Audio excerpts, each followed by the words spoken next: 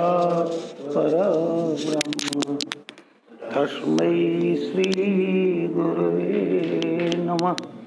तस्मै श्री गुरुवे नमः। सर्वमंगल मांगल्ये शिवे सर्वार्थसाधिके शरण्ये त्र्यंबके गौरी नारायणी नमोस्तुते। नारायणी नमोस्तुते। बोलिए सिद्धाश्रम की जय, माता बगलामुखी की जय। हर हर महादेव।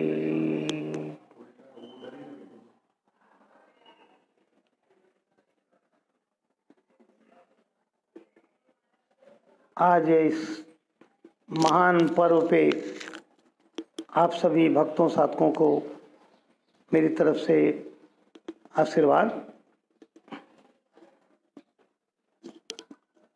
बड़ी खुशी की बात है कि आजकल हम लोग सब हाईटेक चीज़ें यूज़ कर रहे हैं और एक दूसरे को सुन पा रहे हैं, देख पा रहे हैं, दूर दूर बैठे हुए भी। वैसे भी कोरोना ने सबको दूर दूर ही कर दिया है, तो कोई बात नहीं है। जहाँ मन में भावना है वहाँ भगवान को इनको मार्ग तो मिलने का दे ही देता है। आज इस महान दिवस में जहाँ हम एक साथ 3 देवताओं का आविर्भाव दिवस या प्राकट्य दिवस, जिसको आप लोग जयंती भी बोलते हैं, वो मना रहे हैं। वास्तव में तो कोई देवता तो ऐसे, ये जो आज देवता है ये पैदा नहीं हुए हैं, ये प्रकट हुए हैं, तो उसको हम प्राकट्य दिवस कहते हैं। वैसे नॉर्मल भाषा में जयंती कह सकते हैं। तो प्रथम प्राकट्य दिवस तो आज माता बगलामुखी का है। माता बगलामुखी के बारे में तो आप लोग बहुत कुछ जानते हैं। द्वितीय आज भगवान नरसिंह का भी प्राकट्य दिवस है। भगवान नरसिंह के बारे में भी आप लोग काफ़ी कुछ जानते हैं, जो प्रहलाद के उद्धार के लिए, हिरण्यकश्यप को वध करने के लिए जो प्रकट हुए। अब तीसरा आज छिन्नमस्ता माता की जयंती का दिन है। तो इन छिन्नमस्ता माता के बारे में आप लोगों को बहुत कम ज्ञान है, लेकिन समय बहुत कम रहता है, तो इसलिए मैं सारा तो नहीं प्रकट कर सकता हूँ ज्ञान। सारांश में मैं एक बार पुनः बगलामुखी माता के बारे में बता दे रहा हूँ। बगलामुखी माता का नाम त्रैलोक स्तंभिनी, सर्वशत्रु स्तंभिनी, ब्रह्मास्त्र महाविद्या के नाम से जाना जाता है। सर्वशत्रु स्तंभिनी, स्तंभन का मतलब होता है किसी चीज को कहीं पर एकदम रोक देना, स्टैंड स्टिल, टू फ्रीज। बचपन में लोग खेलते थे तो एक गेम आता, बोलते हैं स्टॉप, तो वहीं रुक जाता है वो। जब बोलता है जब खुल जाए तो चलता है बेचारा। तो जितने भी प्रकार के शत्रु हैं लाइफ में, जब आप चाहें तो उनका स्तंभन हो जाए। आपकी इच्छा के अनुरूप, अगर आपकी इच्छा नहीं चल पा रही आपके जीवन में और हर जगह आप एकदम विवश हैं, मजबूर हैं, दूसरों की इच्छा आपके ऊपर चल रही है, तब आप सफल लाइफ में नहीं है। तो लाइफ में सफल होने के लिए जरूरी होता है कि आपकी इच्छाएं चलें, कुछ तो पूरी हों। और कल के प्रवचन मैंने एक बात समझाई थी कि आपकी इच्छाएं भी उपयुक्त होनी चाहिए, उचित होनी चाहिए, जिससे कि आपका विकास हो, भविष्य में आपका विनाश न हो। विनाशकारी इच्छाओं को कभी धारण नहीं करना चाहिए। इच्छा भी सोच समझ के होनी चाहिए। सबसे बड़ी बात जो होती है कि वैभव की इच्छा, प्रॉस्पेरिटी की इच्छा, धन दौलत की इच्छा, तो इन इच्छाओं के बारे में भी हमारे ऋषियों ने अलग अलग टाइम पर अलग अलग ज्ञान दिया है। हमारे योगानंद जी जो सिद्धाश्रम महान योगी हैं, उन्होंने एक लाइन कही कि creation of all the necessities at will is called prosperity. Hindi में इसका अर्थ है कि ब्रह्मांड में जब भी हमको जो जो आवश्यक चीजें हैं नेसेसिटीज, आवश्यक चीज़ें, अनावश्यक चीज़ें नहीं। आपको भूख लगी है, खाना नहीं मिल रहा है, नेसेसिटी है। ठंड लग रही है, कपड़ा नहीं है, नेसेसिटी है। भूख नहीं लगी है फिर भी खाना फालतू को रख के फेंके, वो नहीं। कपड़े बहुत हैं फिर भी कपड़े की लालच करे, वो नहीं। जो आवश्यक पड़ जाए तो उन सब चीज़ों को हम अपनी इच्छा के अनुरूप एट विल मतलब मेरी विल पावर, मेरी इच्छा, उसके अनुरूप अगर वो प्रकट हम कर लेते हैं तो उसको कहते हैं प्रॉस्पेरिटी, मतलब वैभव, संपन्नता। आपकी इच्छा शक्ति में इतनी शक्ति होनी चाहिए, इतना दम होना चाहिए, इतना पावर होना चाहिए कि जो आप सोचें वो पूरा हो जाए। जो आप सोचें वो पूरा हो जाए, आप उचित सोचें वो अवश्य पूरा हो जाए। ऐसे व्यक्ति कहते हैं कृत संकल्प। कृत संकल्प को मतलब है कि जो सोचा वो पूरा हो गया या पूरा होने की गारंटी हो गई। लेकिन कोई भी काम सोचते ही उसके साथ उसकी बाधाएं खड़ी हो जाती हैं। बिना बाधा के संसार में कोई काम होना संभव नहीं है। अगर आप विज्ञान की भाषा में न्यूटन का लॉ समझें, हर चीज इनर्शिया में रहना चाहती है, जो जहां वहीं रहना चाहता है, हिलना नहीं चाहता कोई। किसी भी चीज को मूवमेंट देने में उसका इक्वल अपोजिट रिएक्शन रहता ही है। बाधा डालेगा ही, फ्रिक्शन डालेगा ही, संघर्ष होएगा ही होएगा। तो पैदा होने में भी संघर्ष है, सांस लेने में भी संघर्ष है, जिंदा रहने में भी संघर्ष है, और हर काम में केवल और केवल संघर्ष है।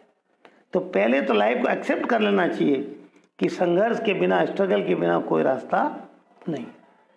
लेकिन ईश्वर ने मनुष्य को अपने जैसा बनाया है।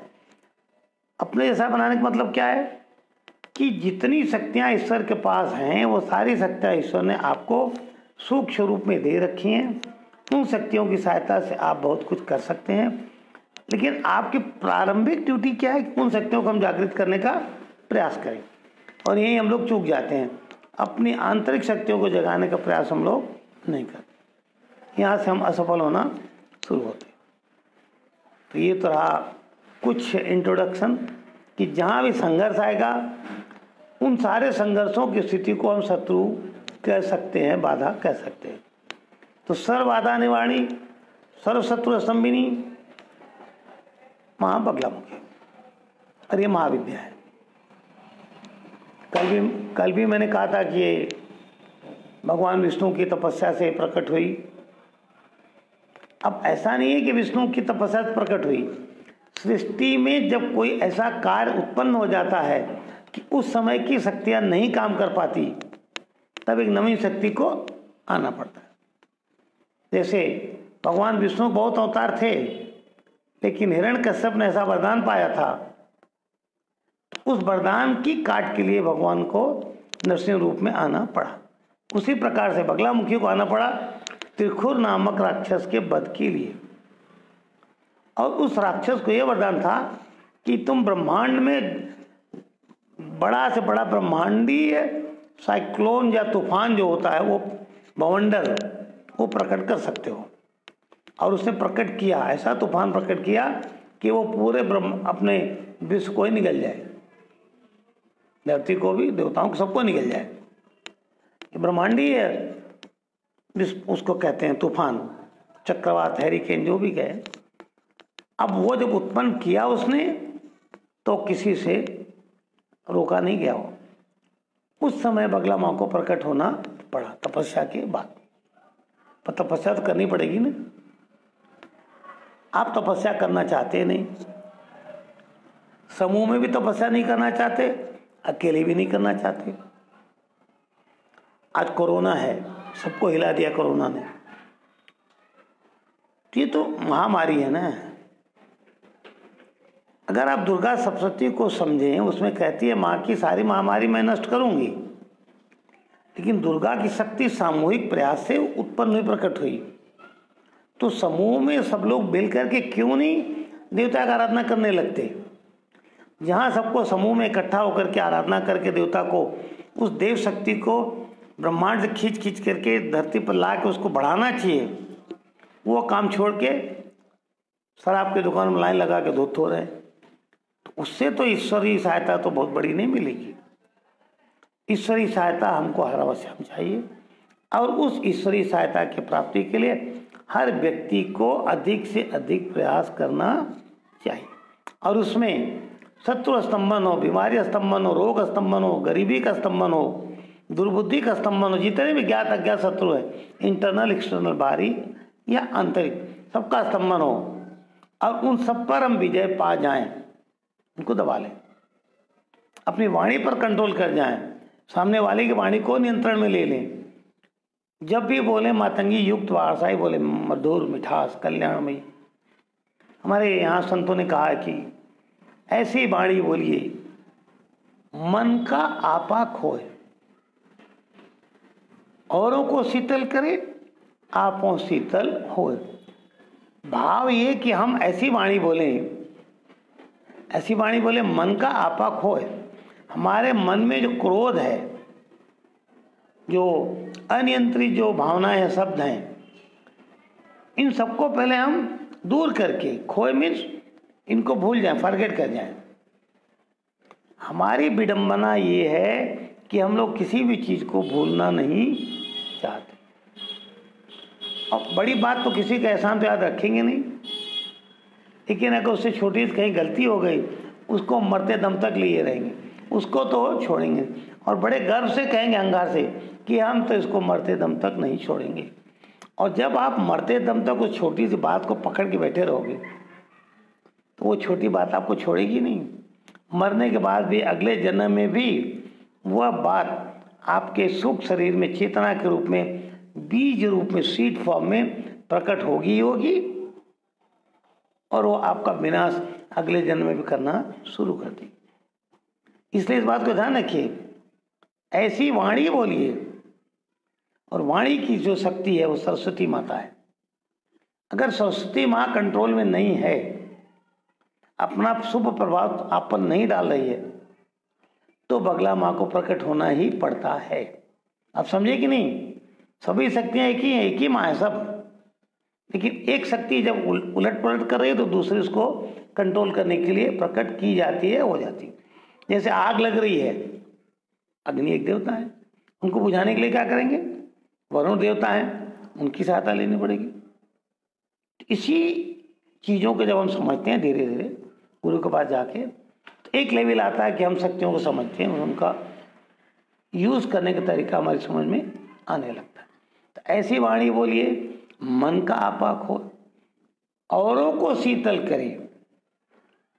अब इस बात पर जरा विचार कीजिए, अगर हमने अपने जीवन काल में हजारों लाखों लोगों को शांत नहीं बना दिया, उनके मन की, उनके जीवन की उत्तेजनाओं को, उनके क्रोध को, इन सबको समन नहीं कर दिया, सबके मन में हमने शांति का समुद्र नहीं प्रकट कर दिया, तो हमारा जीवन तो व्यर्थ है।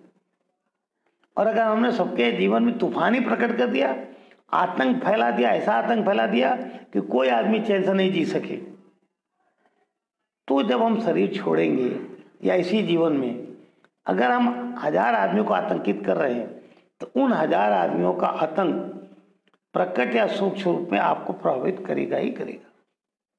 जब आप किसी के घर में डाका डालने का प्रयास करते हैं तो आपकी शांति भंग हो जाती है। डाका डाल पाए नहीं डाल पाए अलग बात है, हर पल आप बेचैन हो जाएंगे, अगर ये पता नहीं क्या होगा, फंस जाएंगे, ये होगा। और डाल के लूट भी लिया तो भी जितने दिन जिएंगे हमेशा ये भय बना रहेगा कि पकड़ न जाए, पकड़ न जाए। और वो भय तो चलो एक अलग है, भौतिक जगत का भय। आपके मन में कहीं न कहीं ये भी विचार उठता रहेगा कि ईश्वर भी तो देखा होगा, वो देख रहा होगा, वो हमको छोड़ेगा कि नहीं छोड़ेगा। तो यह भी एक भय आपके मन में हमेशा बना रहेगा। तो कोई ऐसा काम न करें कि जिससे आपके मन में भय उत्पन्न हो या दूसरे के मन में भय उत्पन्न हो। जब आप दूसरे के मन में अशांति या भय उत्पन्न करने का प्रयास करते हैं, तो उस समय आप एक ही कर्म कर रहे हैं, भय उत्पन्न करने वाला। तो आपका उसको फल क्या मिलेगा? जैसा कर्म होता है वैसा ही फल मिलता है। तो आपके जीवन में भय ही खड़ा होगा, हर जगह बच नहीं पाएंगे। किसी भी चीज से आप ब्रह्मांड में बच नहीं सकते, क्योंकि ईश्वर की दो आंखें अंदर भी हैं बाहर भी हैं। पूरा ब्रह्मांड उनकी आंख है, हर पल आपको देखती रहती है। तो सावधान होना चाहिए वाणी के लिए भी, साधना के लिए भी, शत्रुओं के लिए भी। अब शत्रु जो भी है उनको दबाने के लिए किसकी सहायता लेनी चाहिए? मेरे ख्याल से आप लोग समझ गए, माता बगला मुखी की। तो अब थोड़ा 2 मिनट आपको मैं छिन्नमस्ता माता के बारे में बता देता हूँ। छिन्नमस्ता माता का तात्पर्य है कि आपके मस्तिष्क में जितने विकार भरे हुए हैं, विकृत कल्चर, विकृत संस्कार, विकृत मानसिकता, बुद्धि की भी, मन की भी और बाहर के प्रभाव की भी, पिछले जन्म की, इस जन्म की, उन सभी विकृत मानसिकता के जितने भी बीज हैं, सीड्स हैं, उन सबको छिन्न भिन्न करके काट के बिल्कुल साफ सूफ करके आपको पावन पवित्र बना करके आपकी कुंडलिनी शक्ति को जो जागृत कर दे उसको कहा जाता है छिन्न मस्ता। आपने स्वरूप फोटो में देखा है, गर्दन कटी हुई, खुद की गर्दन कटी हुई माँ की एक हाथ में है। गर्दन कटने के बाद 3 रक्त की धारा निकलती है। एक धारा स्वयं पीती है अपना जीवन बचाने के लिए, 2 धारा से अपनी सहेलियों को बचाती है उनका जीवन बचाने के लिए। ये बहुत बड़ा एक प्रतीक है। कोई देवी अपनी गर्दन काटती है ना, काटने की जरूरत भी नहीं है, लेकिन वो ये समझा रही है कि मैं कुछ भी करके, भले अपना ही बलिदान करके स्वयं की रक्षा तो करूंगी, स्वयं की रक्षा बाद में करूंगी, पहले अपने व्यक्तियों की, अपने भक्तों की रक्षा करूंगी। माँ अपनी गर्दन कब काटती है? जब उनकी 2 सहेलियों खाने पीने कुछ नहीं मिलता, कुछ नहीं मिलता, तो उस समय माँ कहती अब तो कुछ नहीं, चलो मैं अपनी गर्दन काटती हूँ, उससे रक्त से हम तीनों जिंदा रहेंगे। हर आदमी पैदा तो रक्त से ही होता है, माता पिता के माध्यम से, और जिंदा रहने के लिए बॉडी में रक्त तो होना चाहिए, रक्त का प्रवाह होना चाहिए कि नहीं। और वो रक्त का प्रवाह जब आपकी दोनों नाड़ियों में, जो 3 आप जानते हो, इड़ा पिंगला सुषुम्ना, तो 2 तो आपकी होती है, तीसरी तो देवता वाली होती है, उन तीनों का समन्वय आपस में हो तब कुंडलिनी शक्ति जगती है। और छिन्नमस्ता माता जो देवी है वो, उसको अगर आप फोटो देखेंगे तस्वीर तो उसमें आता है विपरीत रति मुद्रा के ऊपर वो प्रकट होती है, नीचे एक जोड़ा होता है कपल, वो अपोजिट पोज होता है, जो स्त्री पुरुष का भाव होता है नीचे ऊपर का, वहाँ विपरीत उसके ऊपर वो प्रकट होती है। ये भाव ये है कि आपके मस्तिष्क में कामदेव के जितने भी भरे हैं बीज, तो सबसे ज़्यादा बड़ा शत्रु ब्रह्मांड में केवल कामदेव है, बिना शरीर का है पर सबको मथता रहता है 24 घंटा। इसके लिए उसका नाम रखा गया है मन मथ। मन को हर पल मथता रहे, बेचैन बनाता रहे। कोई शत्रु नहीं दुनिया में, कुछ नहीं, सब कुछ आपके पास है, लेकिन काम वासना आपको हर पल व्यथित करती रहती है। वो भी तो बहुत बड़ा शत्रु है। उस शत्रु से कैसे निपटेंगे? वहाँ कौन सा हनुमान जी गदा लेके आएंगे मारेंगे, या वहाँ कौन सी बगला में किसकी जवान पकड़ेगी? वो तो आपका बिल्कुल इंटरनल है।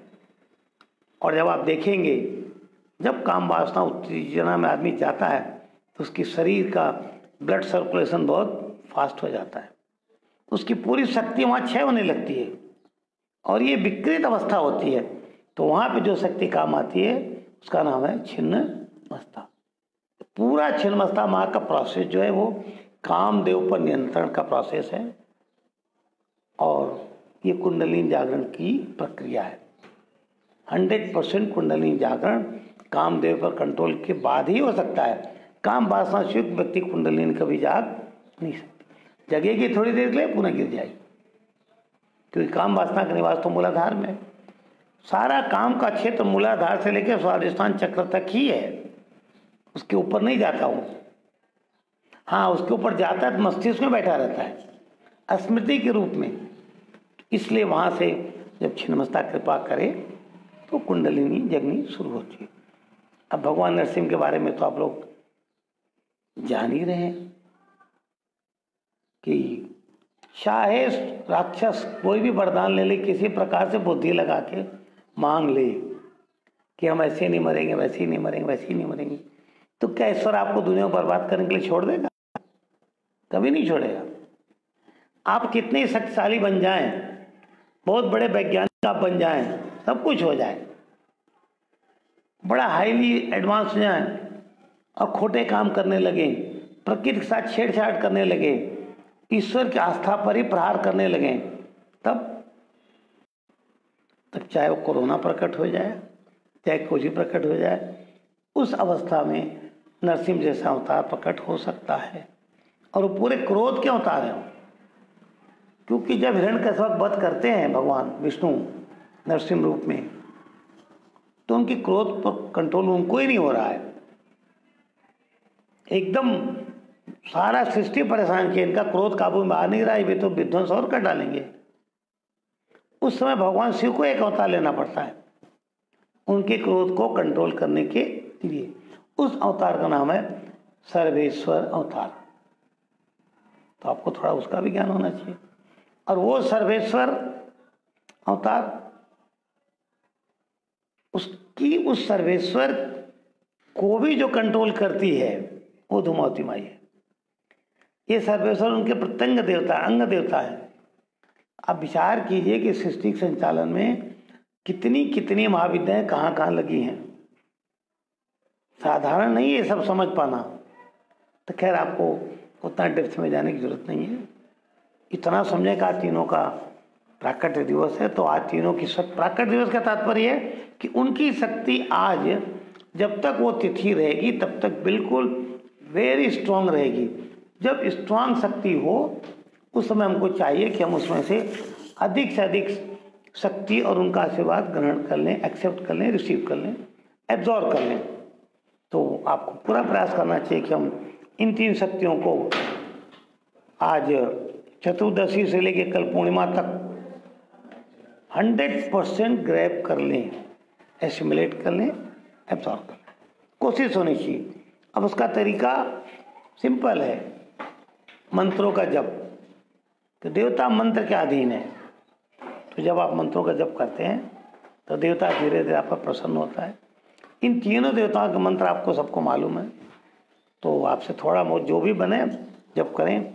और अगर कुछ नहीं बनता है तो केवल ये मान के बैठ जाए मना के कि हे भगवान, आज आपकी जयंती है, आप हमें आशीर्वाद दें, और शांति से बैठ कर के केवल ओमकार करते रहें। जितना ज़्यादा हो सके बैठ कर के ध्यान में जाकर के ओ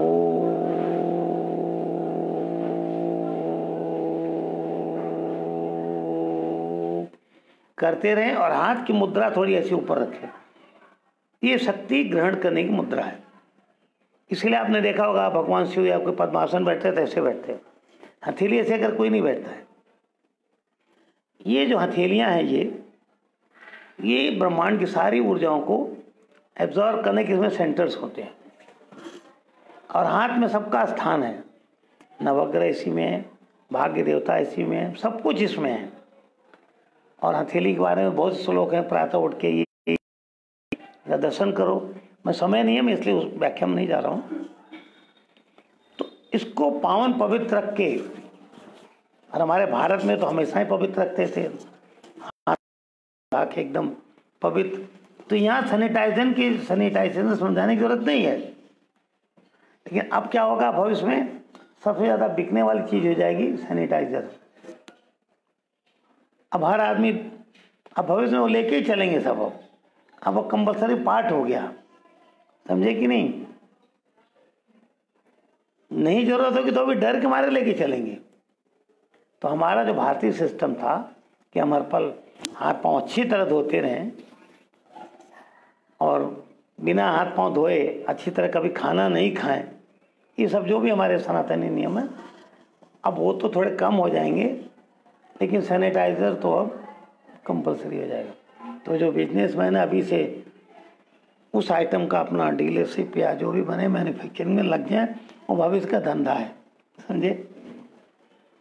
पर मूल विषय जो मैं कह रहा हूँ कि अगर हम पवित्रीकरण की बात समझते हैं सैनिटाइजेशन मतलब डिफेंस, पवित्रीकरण, एकदम पवित्र हो जाए।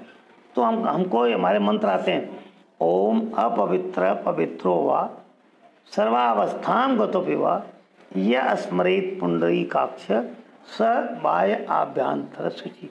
हे भगवान, हम आपका नाम ले रहे हैं।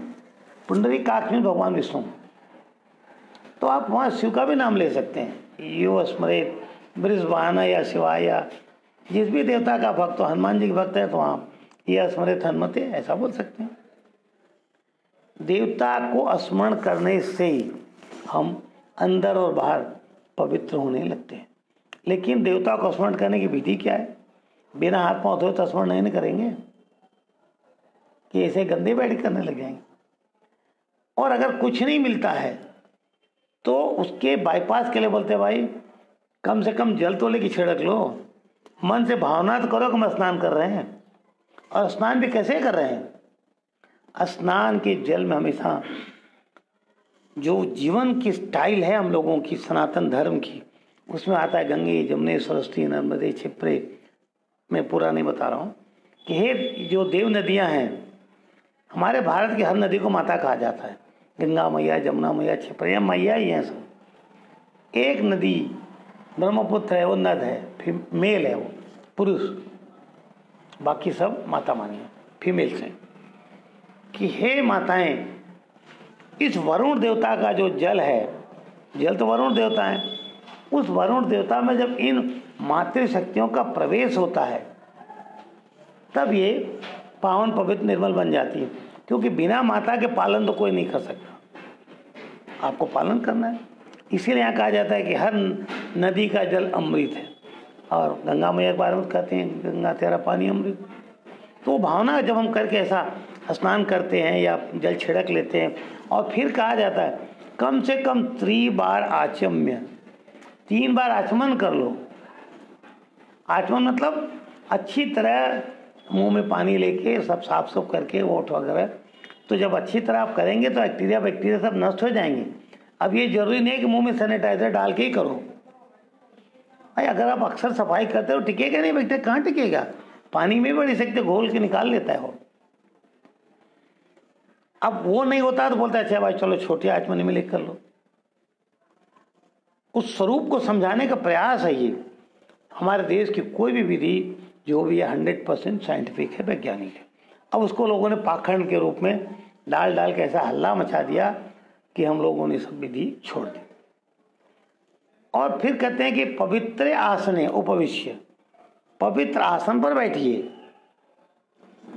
और आपका आसन सालों साल धुले ही नहीं, उसमें सारे व्यक्तिगत अपना बैठ जाएंगे। और देवता भोग लगाने के पहले पवित्रीकरण की प्रक्रिया होती है। बिना धोए कोई चीज़ देवताओं को नहीं चढ़ाई जाती, कोई नैवेद्य नहीं चढ़ाया जाता। अगर ऐसे ही नहीं तो मंत्रों के माध्यम से पवित्र किया जाता है। तो उस प्रक्रिया को हम समझें, धीरे धीरे हम अपना जीवन, जो मैंने कहा कि ऐसी वाणी बोलिए, उस मिठास को जीवन में ले आइए। और हर पल वो भाव आपके मन में चलते रहना चाहिए कि हमारे बोलने से किसी को कष्ट न हो।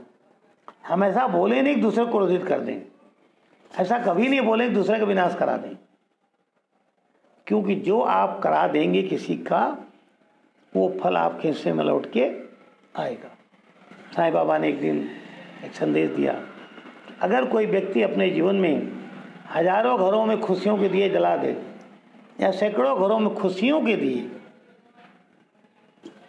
तो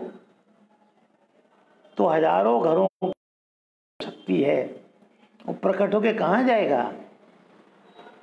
उसका प्रतिफल कहाँ जाएगा? आपके घर। और जो व्यक्ति हजारों घरों के दिए बुझा ही देते हैं, और या उनके घर में जो खुशी के दिए जल उनको बुझा के अंधेरा ही अंधेरा होगा। इन चीज़ों को आप समझते रहें। शिष्य के लक्षण के बारे में थोड़ा सा बात कर लेता हूँ, क्योंकि आज मुझे शाम को दीक्षा देनी है, या अभी भी दे सकता हूँ, जैसा लगेगा। मैंने प्रश्न पूछा शिष्यों से, भक्तों साधकों से, कि शिष्य के क्या लक्षण होने चाहिए। कुछ लोगों ने उत्तर भेजा भी, मेल किया, व्हाट्सएप में किया, मेरे पर्सनल मेल पर किया, फेसबुक में भी अपना जो भी व्यूज़ था, शिष्य की बात कर रहा हूँ, लिखा। और सबका पढ़ने के बाद में 100% सेटिस्फैक्ट्री उत्तर किसी का नहीं मिला।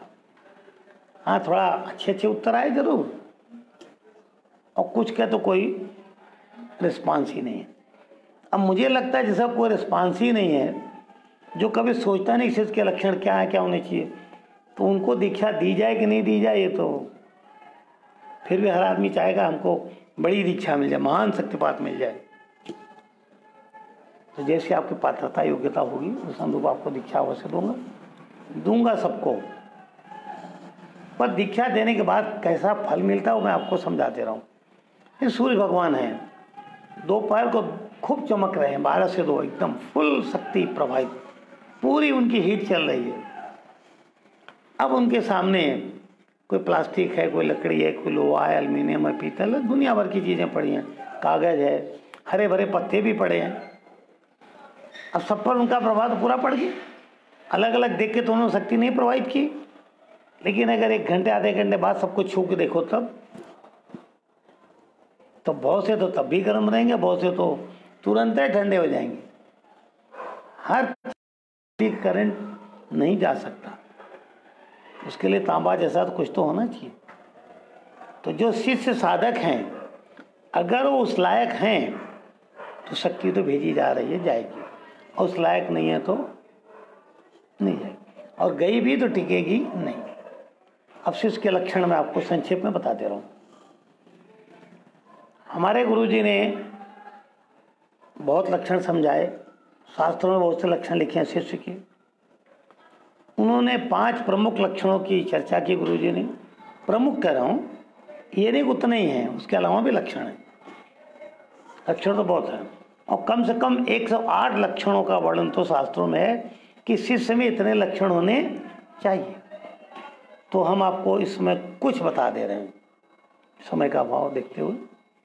सर्वप्रथम शिष्य का लक्षण ये होना चाहिए कि उसको उपनिषद का ज्ञान होना चाहिए। उपनिषद का भाव ही होता है कि नजदीक बैठना। उपनिषद पहले एक होता है वेद, वेद के बाद क्या आता है उपनिषद। तो शिष्य को उपनिषद होना चाहिए। गुरु वेद माना जाता है, गुरु को ज्ञान है सारा।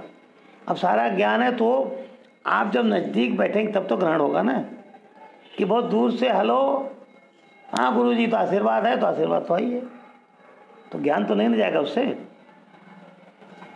ज्ञान जाने के लिए शिष्य का भाव ये है कि हमको हर पल सीखना है, हमको हर पल ज्ञान ग्रहण करना है। हर पल, जो व्यक्ति हर पल नवीन ज्ञान को ग्रहण नहीं करता वह शिष्य नहीं हो सकता। और जिसको ये लगता है कि नहीं हमको तो सब मालूम है, वही धोखा खा जाता है। वास्तव में उसको कुछ भी मालूम नहीं, क्योंकि हर पल कुछ न कुछ सीखने की जरूरत रहती है। ब्रह्मांड अनंत है, ज्ञान अनंत है, सरस्वती अनंत है। तो शिष्य का पहला लक्षण ज्ञान की भूख, और दूसरा उसी के साथ ये है कि हम उपनिषद बने, हर पल गुरु के पास रहने का प्रयास करें। गुरु जी ने आगे चल के ये कहा कि केवल पास बैठना जरूरी नहीं है, और करीब आओ और नजदीक आओ, closer and closer and closer, very close proximity, एकदम नजदीक, सामीप्य। तो कितना समीप। और गुरु सिर्फ फिजिकल बॉडी नहीं है, ये मत समझाना कि आप शिष्य हो तो गुरुजी, आपके गुरुजी ने कहा कि सट के रहना चाहिए, समीप रहना चाहिए, तो मैं आपके समीप सट के बैठ जाता हूँ गुरुजी। अब गुरुजी 2 फुट आपसे दूर हैं, नहीं गुरुजी ये गलत है, आपके गुरुजी ने कहा है ना। अरे भाई, गुरु शिष्य के बीच में संबंध भौतिक शरीर के सटने वाला नहीं है, वो तो महाविनाशक संबंध है।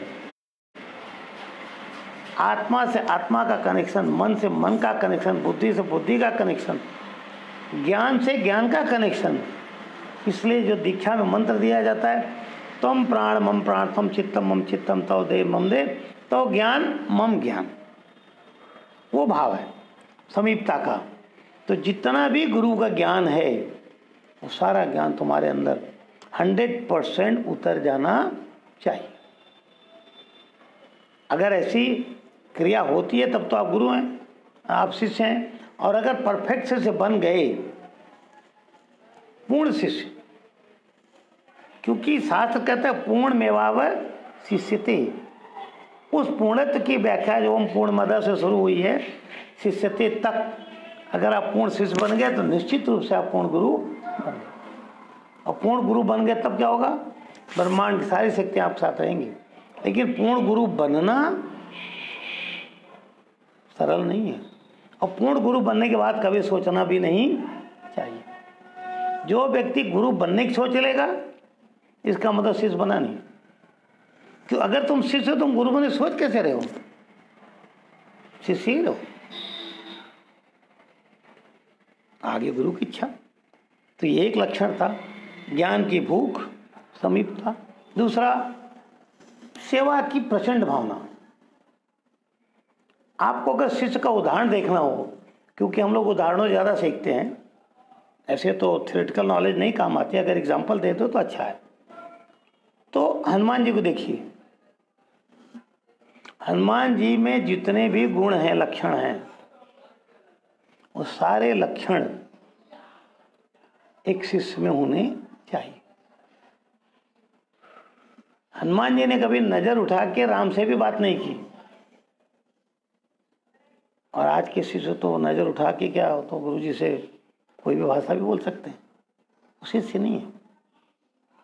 हनुमान जी ने गुरु बनने की या राजा बनने की कामना नहीं की, बराबर की कामना की, सुग्रीव को तो राज्य दे दिया।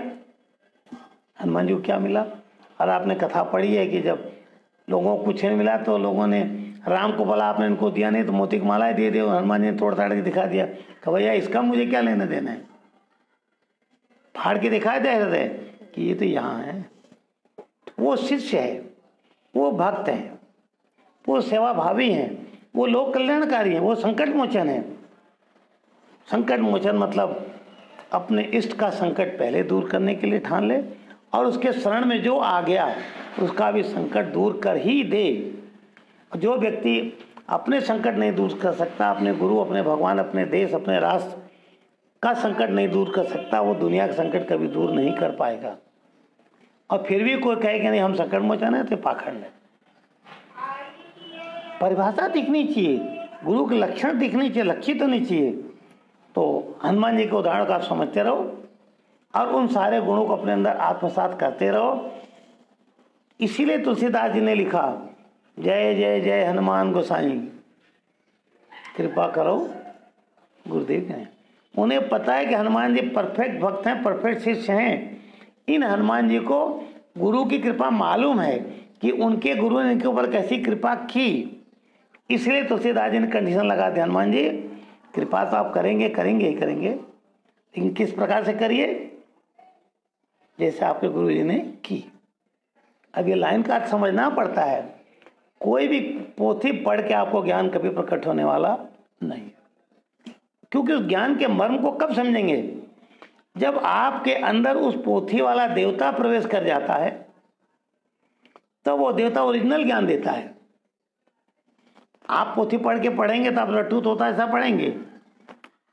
आप पर को जो उस क्रिया में पक्का हो, उस पोथी के मर्म को समझ सकता हो, समझ चुका हो, उसके देवता को आत्मसात कर चुका हो, जब ऐसा गुरु आपके संपर्क में आता है तब आपको महान बना सकता है। लेकिन आपके अंदर आग तो होनी चाहिए कि नहीं, सीखने की, समझने की, नजदीक आने की। तो गुरु जी बोलते कितना नजदीक आना चाहिए भाई, कि तुम गुरु के हृदय में उतर जाओ और गुरु तुम्हारे हृदय में उतर जाए। जैसे राम कहाँ उतर गए? सीता के साथ हनुमान जी के हृदय में। तो राम के हृदय में कौन उतर गया? हनुमान उतर गया। तो सीता के हृदय में कौन उतर गया? हनुमान उतर गए। तब जब सीता माँ उनको आशीर्वाद देती है तो क्या बोलते सीता माता? अजर अमर सुत, सुत बोलती है, पुत्र। अब हनुमान जी तो सीता के पुत्र तो थे नहीं, और उस समय सीता का बच्चा कहाँ पैदा होता? ये क्या कह रही हो? सुत, अजर अमर सुत, गुण निधि हो, सारे गुणों की खान बन जाओ, दुर्गुणों की नहीं, सद्गुणों की। और राम जी कहते हैं कि भाई मैं तुम्हें क्या दूं? तो बोलते प्रभु मुझे कुछ चाहिए ही नहीं। तो राम कहते हैं कि जब राम कहते हैं हार के राम कहते हैं प्रति उपकार करूं का तोरा, कि हे हनुमान मैं तुम्हारा क्या उपकार करूं? इतने प्रति उपकार है वो कि आपने हनुमान जी इतना उपकार मेरे ऊपर कर दिया, तो उसको मैं कैसे लौटाऊं? देखो कोई भी भक्त हो, साधक हो, शिष्य हो, समाज सेवी हो, कोई भी, जब वो किसी पर कोई उपकार करता है तो उसके ऊपर उपकार का कर्जा चढ़ जाता है। कोई भी गुरु देवता ये किसी का कर्जा अपने ऊपर रखता नहीं है। इसीलिए सारे देवताओं ने असुरों को वरदान बार बार दिया, भले खराब वरदान मांगा तो भी दिया, क्योंकि वो रखेंगे नहीं आपका कर्जा, आपका उपकार के ऊपर नहीं रखेंगे, तुरंत रिपे कर देंगे।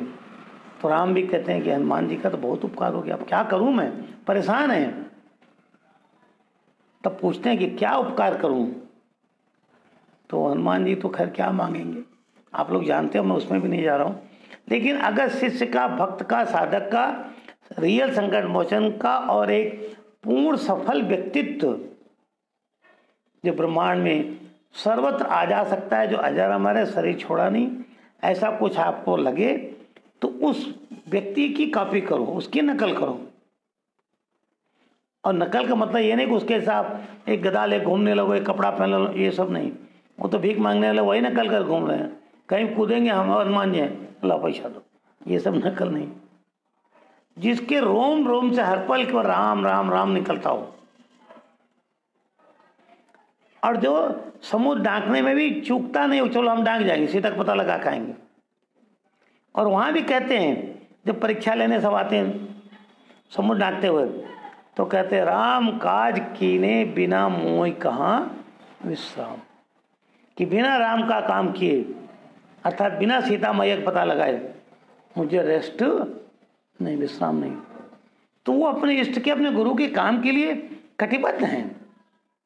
इस चीज का अगला लक्षण है। और आप गुरु काम के लिए कितने कटिबद्ध हैं, कितना तैयार हैं, वो आप विचार करते रहिए। आगे का लक्षण, गुरु के सोने से पहले कभी भी शिष्य को नहीं सोना चाहिए। जब गुरु सो जाए, ये लगे कि भाई इनका सारा काम निपट गया गुरु जी का, अब गुरु जी को कोई डिस्टर्बेंस किसी चीज़ की आवश्यकता नहीं है। अब गुरु सोते हैं कि भगवान से कनेक्ट होते हैं वो अलग विषय, लेकिन भौतिक जगत में तो दिखते हैं ना। तो उस अवस्था में जब देख लें कि हाँ बिल्कुल सो गए तो सो जाए, उससे पहले नहीं। और गुरु के उठने से पहले ही उठ जाना चाहिए। ये बड़ा कठिन धर्म है। यहाँ तो मैं देखता हूँ शिष्यों को बोलूँगा भाई 8:15 बजे हम लोग लाइव हो जाएंगे, तो 8 बजे उनको कॉल करो तो उनका मुंह जब, तो ये तो शिष्य के लक्षण नहीं है। और गुरु से पहले उठ के गुरु की हर चीज़ का ध्यान रख ले कि हाँ गुरु जी उठेंगे तो उनको स्नान करना, ये करना है, दिया बत्ती, आसन, मतलब जो भी हो, कमरा साफ, जो भी हो। पहले ज़माने में कुटी होती, जो भी होता था, आज के ज़माने में जो फ्लैट कमरे, जो भी, ये शिष्य की आवश्यक ड्यूटी। और इसमें शिष्य को आलसी नहीं होना चाहिए। इसके आगे का लक्षण, शिष्य को कभी भी आलसी नहीं होना चाहिए। कल मैंने एक दुर्गुण की बात की, एक शत्रु की बात की, क्रोध। आज मैं दूसरा शत्रु बता रहा हूं संक्षेप में, आलस्य। आलस्य इतना बड़ा शत्रु है कि आपको कुछ भी नहीं करने देगा। और संस्कृत में भी एक सूत्र आता है, दीर्घ सूत्री विनश्यति, हर चीज को टालते जाओ, टालते जाओ, टालते जाओ। ये आलसी के लक्षण है, तो उनकी सब प्राप्ति भी टल जाती है। 50 साल, 60 साल, 20 साल उम्र हो गई, अब बचे कई साल?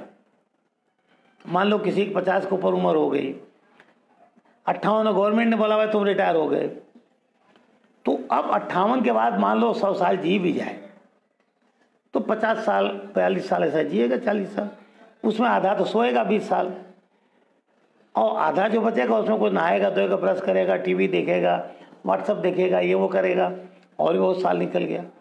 तो रियल में देखा जाए फिर वो गॉसिप करेगा, इधर उधर जाएगा, बाल बच्चों की झिकझिक करेगा, सब करेगा, तो उसको ईश्वर प्राप्ति के लिए समय का 1 घंटा मिलेगा। आप अगर जोड़ें ईमानदारी से तो शायद 1 आध साल आपको मिलता हो। उस 1 आध साल में भी आप बैठ गए, मन तो लगने वाला नहीं। उसमें बैठ गए तो केवल निंदा में बैठ जाओगे। तो जब आप समय का प्रॉपर इस्तेमाल नहीं करेंगे, यूटिलाइजेशन नहीं करेंगे, तो ना आप शिष्य ना आप साधक हैं। और कल भी मैंने कहा था, साधक से बहुत ऊपर शिष्य की अवस्था होती है, क्योंकि शिष्य का कुछ होता नहीं है। न शिष्य की कोई इच्छा होती है, न शिष्य कोई मनोकामना होती है। शिष्य की केवल एक ही भावना होती है कि मेरे गुरु या भगवान का जो कार्य मुझे दिया गया है, गुरु मतलब कोई व्यक्ति नहीं, गुरु मतलब वो ज्ञान जो उस व्यक्ति के शरीर के माध्यम से प्रवाहित हो रहा है। कोई व्यक्ति का शरीर गुरु नहीं होता है, वो तो एक माध्यम है।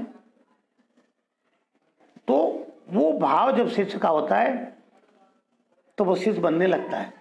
और आगे का लक्षण है कि गुरु ने जो बात कह दिया उसको बिना ना नुकुर किए, बिना तर्क वितर्क कुतर्क किए उसको मान लेना चाहिए। और शिष्य अगर कुतर्की हो गया, गुरु से तर्क करने लगा, शिष्य नहीं है। हमारे गुरु जी बोलते गुरु ने कह दिया तो क्यों कह रहे हैं भाई, उसके मन में क्या है, भविष्य कहाँ देख रहा है, किसकी परीक्षा किस बहाने करेगा, वो तो गुरु जाने ना। तो ये कुछ लक्षण है गुरु के शिष्य के बीच में। जिस प्रकार शास्त्रों में गुरुओं के लक्षण बताए गए, गुरु के ये लक्षण होने चाहिए, शिष्य के भी लक्षण बताए गए। अब अगर आप लोगों को लगता है कि सारे लक्षण आप में हैं और आपको लग रहा है कि 10-20 साल से हम इसे पक्के हो रहे हैं, बराबर, तब तो आज की जो बगलामुखी शक्ति है जो को आप में जाएगी। क्योंकि मैं तो अपना गुरु पद का धर्म का निर्वाह तो करूँगा। शाम को 9:15 बजे पूर्णाहुति से पहले सबको दीक्षा दे दी जाएगी। जिनका नाम आया उनका तो मैं संकल्प लूँगा नाम बोल के, जिनका नहीं उनको मानसिक संकल्प लूँगा। अब शिष्यों के मन में अगर वो शिष्य हैं गुरु के प्रति, तो उनको अगला जो लक्षण है शिष्य का, पूर्ण विश्वास होना चाहिए ईश्वर पर, गुरु पर, कि भाई गुरु जी हमारे हैं, जिस हाल में रखें। जैसे हनुमान जी को उदाहरण दे दिया मैंने, चाहे समुद्र लांघने को बोला, चाहे जाके लंका जलाने को बोला, चाहे युद्ध करने को, जो कुछ, और हर बात बोली नहीं गई, उन्होंने अपने आप कर दिया। शिष्य वह होता है जो 3 प्रकार शिष्य होते हैं।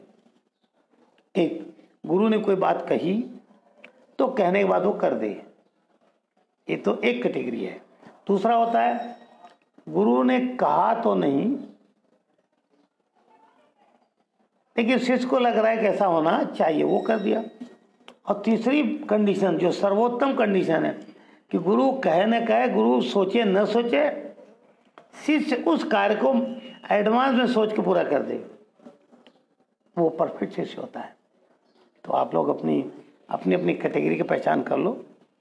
अब इसके बाद कुछ जनरल प्रश्न हैं, उनका उत्तर दे देता हूँ, क्योंकि गुरु का धर्म है कि वो समाज के उत्तर दे, हर व्यक्ति के प्रश्नों को उत्तर दे। अगर हर प्रश्न का उत्तर गुरु नहीं दे सकता तो गुरु नहीं है। आपने कुछ पूछा, गुरु ने कहा अरे बच्चे अभी नहीं समझोगे, इसका मतलब है चच्चा भी अभी तक समझे ही नहीं है। क्यों समझे होंगे, समझा देंगे, और नहीं समझे समझाएं कहाँ से, या बोलेंगे अभी तुम्हारी उम्र नहीं है। तो प्रश्न करने समझने कोई उम्र थोड़ी होती है। इतनी कम उम्र में 12 साल में शंकराचार्य ने क्या कर दिया। अब वो गुरु के पास गए तो गुरु बोलता नहीं अभी तुम नहीं समझोगे, अभी तुम्हारी उम्र नहीं है। और ये जो समाज सिखा देता है अरे 50-55 के बाद तुम कुछ करना, अभी तुम्हारी उम्र नहीं है, तो अभी उम्र तुम्हारी किस बात की है, बिगड़ने के बनने के। एक हमारा बहुत परिचित मित्र था, बॉम्बे का किस्सा है, मैं एक संक्षेप बता रहा हूँ। सारी बुरी आदतें लग गई। उसकी माँ को एक दिन हमने कहा कि देखिए लड़का बिगड़ रहा है। बोली अरे गुरुजी यही तो उम्र है, पैसा बहुत था, गलत प्रकार से आया हुआ पैसा आपकी बुद्धि को गलत जगह पे ले जाएगा। बोली नहीं अभी तो कि इनकी उम्र है। हमने कहा तो ठीक है। 10 साल बाद आके हमसे बोलते हैं लड़कवा तो एकदम बिगड़ गया गुरुजी, अब क्या होगा। हमने कहा अब क्या होगा, तो बिगड़ गया तो बिगड़ गया, अब वो उम्र पार कर गया सुधरने वाली, तो बड़ा सावधान होना चाहिए। भीष्म पितामह कहते हैं दुर्योधन कृष्ण से, पांडवों से, अगर तुम लोग चाहते हो मुझे मार दो, बराबर, तो मुझे ऐसे व्यक्ति का अन्न खिला दो जो पाप से ही भरा हुआ हो, क्योंकि मेरी बुद्धि जैसी दुर्बुद्धि होगी मैं आड़ा टेढ़ा काम कर दूंगा, और जैसे आड़ा टेढ़ा काम मेरे से हुआ मेरा पुण्य नष्ट होगा, और जैसे मेरा पुण्य नष्ट होगा ये वासुदेव मुझे किसी न किसी तरीके से मरवा देंगे, क्योंकि जब तक मेरा पुण्य शेष है हमारा नहीं होगा। विचार करना इन बातों को।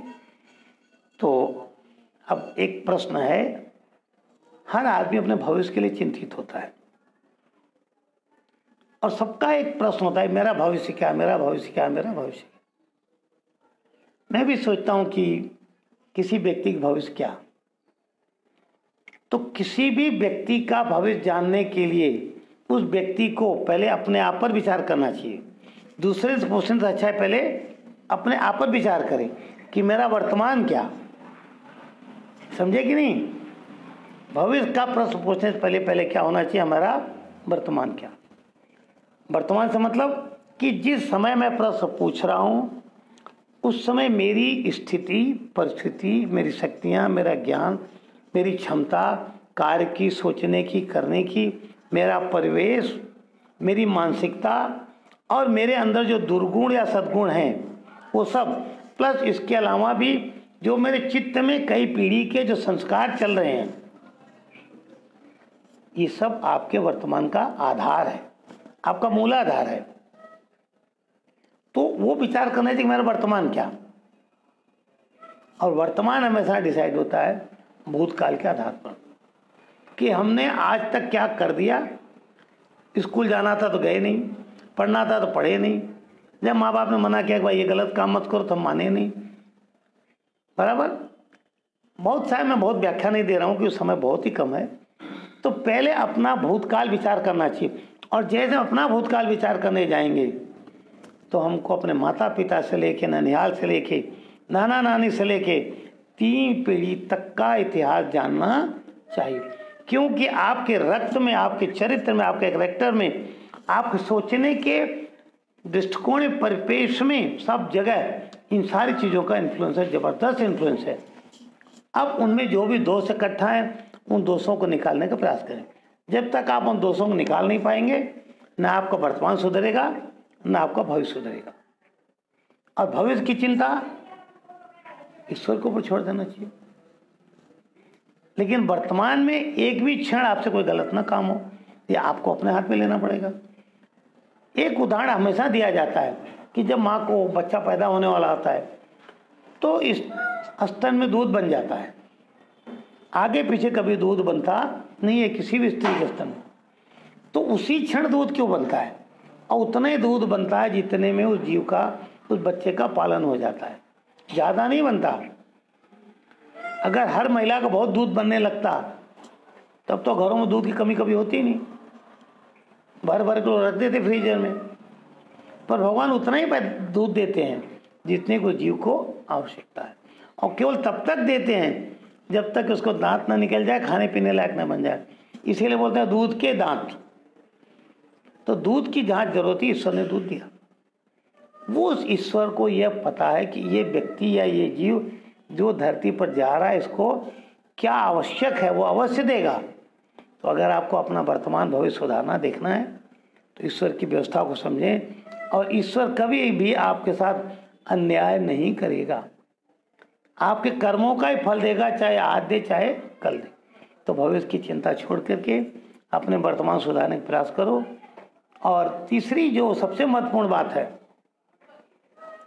वो मैं आपको समझा रहा हूं कि ये जो पूरा ब्रह्मांड है ये ओपन है, कोई बंधन कहीं नहीं।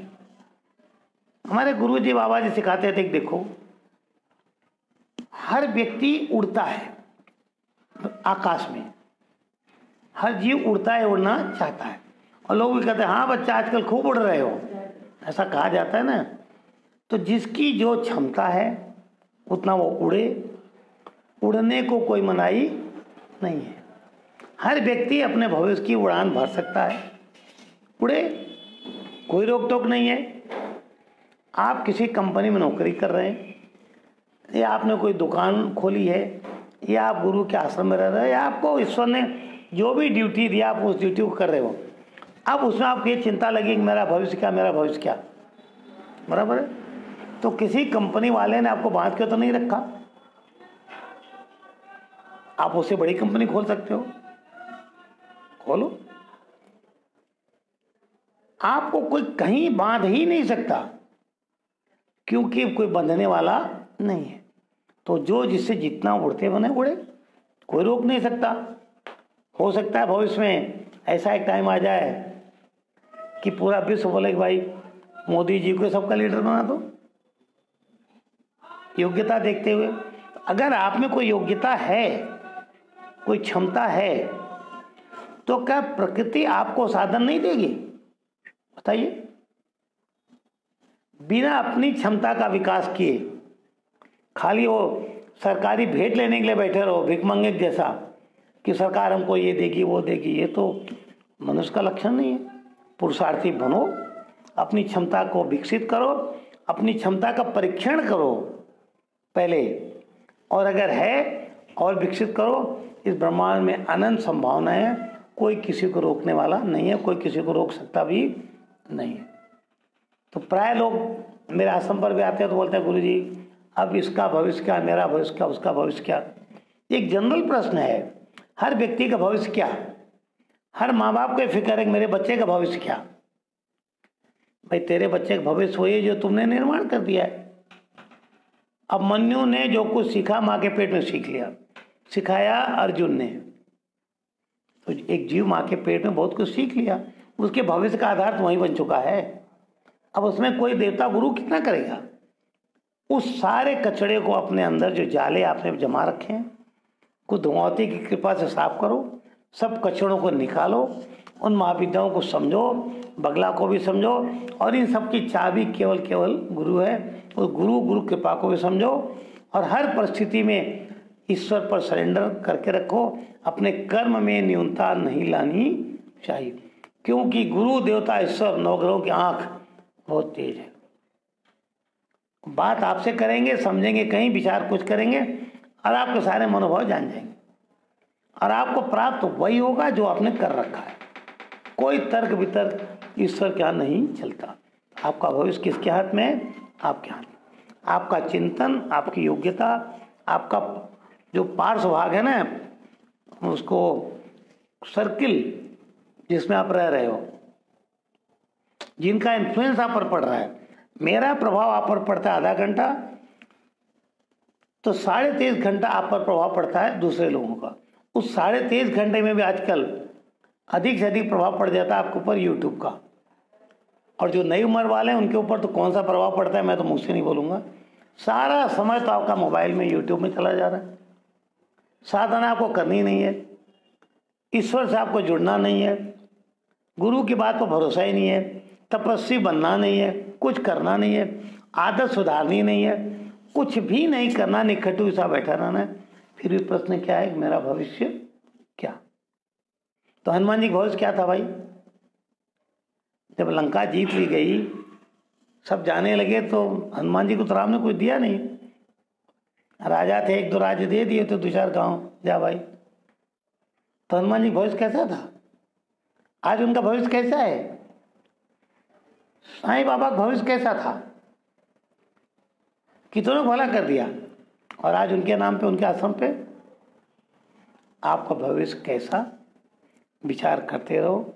आप क्या बनना चाहते हो, क्या बन रहे हो, क्या दुनिया को बना रहे हो, ये बड़ा महत्वपूर्ण विषय है। आप दुनिया को क्या बना रहे हो? ठग रहे हो। तो आप भविष्य कैसा? मैं कुछ उत्तर नहीं दे रहा हूँ। आप दुनिया का भला कर रहे हो तो आपका भविष्य कैसा? अच्छे विचार है तो आपका भविष्य कैसा? छल, झूठ, प्रपंच, चोरी, काम वासना, शत्रुता, सारे दुर्गुण आप में भरे पड़े हैं, तो आपका भविष्य कैसा? विचार करते रहिए, बगला माई को याद करते रहिए।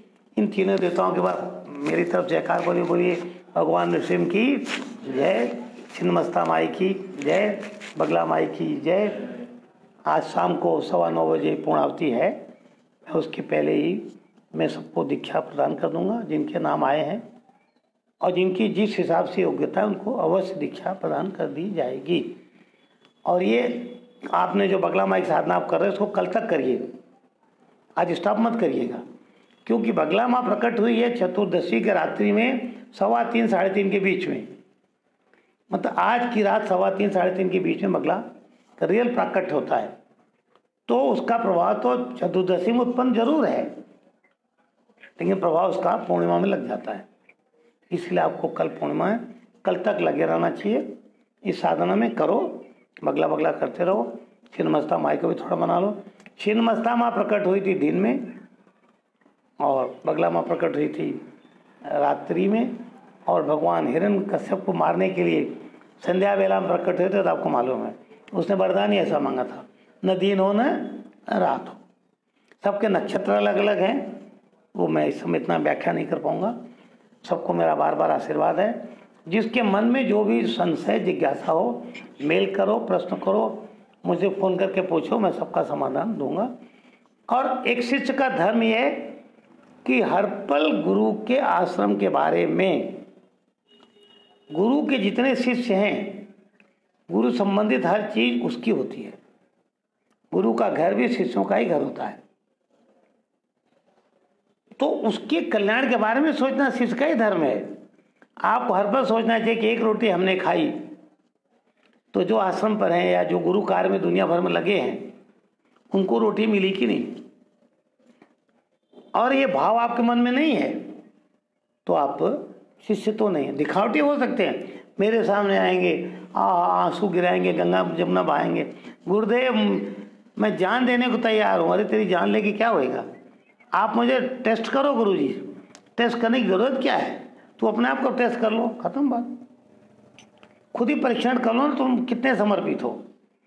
नकली शब्दों से, नकली आंसुओं से देवता और गुरुओं को प्रभावित नहीं किया जा सकता। और दूसरों से अपने लिए कहवा के, तारीफ करा के, ये सब आया वाया प्रभाव गुरुओं पर काम नहीं करता, क्योंकि गुरु हर अवस्था में आपके आंतरिक मन को समझ ही जाता है, समझता ही।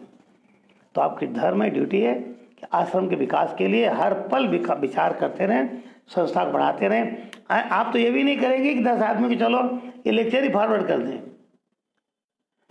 एक कोई चीज़ आप देखेंगे फेसबुक में कहीं फालतू वाली, खूब फॉरवर्ड करेंगे फटाफट फटाफट, और गुरु जी का आश्रम कोई अच्छी चीज़ कहीं फॉरवर्ड कर दें, ये भी मन में नहीं आता है। तो बहुत से लक्षण हैं। और एक शिष्य के बारे में अगला टॉक जो भी होगा, अब उस दिन हम लोग शिष्यों के लक्षण और शिष्य के बारे में बहुत चीज़ डिस्कस करेंगे। बोलिए बगला माई की जय। आज का प्रवचन मैं यहाँ समाप्त कर रहा हूँ। सबको बहुत बहुत आशीर्वाद। ये फेसबुक लाइव बंद होने के बाद फिर हम लोग डीओ पर अपने शिष्यों से वार्ता करेंगे। बोलिए बगला माई की जय।